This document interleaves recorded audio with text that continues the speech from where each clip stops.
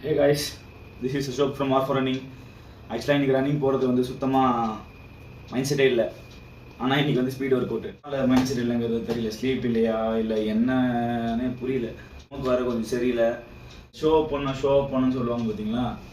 So அதான் இன்றைக்கி show up பண்ண போகிறோம். என் மைண்ட் செட் என்னென்னா இன்டர்வல் பண்ணுறதுக்கு சுத்தமாக மைண்ட் செட் இல்லை, பாடி போகல அப்படின்னாலும் ஈஸி ரன்னாச்சும் பண்ணணும். சப்போஸ் ஈஸி ரன்னும் பண்ண முடியலன்னா வாக்காச்சும் பண்ணணும். பட் நம்ம மைண்ட் வந்து ரோடுக்கு இழுத்துட்டு போயிடுச்சுன்னா நம்ம என்ன நினச்சதோ அது பண்ண வச்சுருவோம்.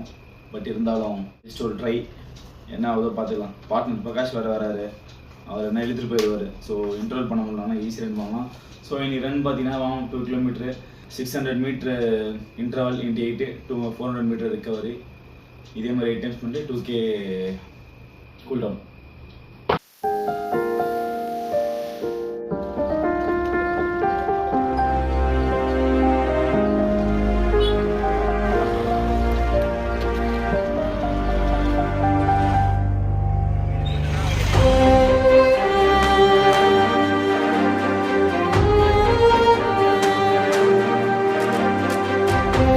இன்றைக்கி வந்து நானா மைண்ட் கேமா அப்படின்னு பார்த்தீங்கன்னா யார் ஜெயிச்சிருப்பான்றது யோசிங்க. ஒரு 10 செகண்ட் தரேன். இன்றைக்கி நான் தான் ஜெயித்தேன். சரியான வெயில், செகண்ட் டைம் லூஸ் மோஷன் ஆகி, தேர்ட் டைம் எல்லாம் ரெடி ஆகிட்டு வார்ம் அப் பண்ண பிறகு வயிற்று கலக்கிடுச்சு. சரி, எல்லோரும் வேறு திட்டுறாங்க வயிற்று கலக்கிடுச்சுன்னு சொன்னால். வயிற்று கலக்கிடுச்சுன்னு சொல்லுவோம்.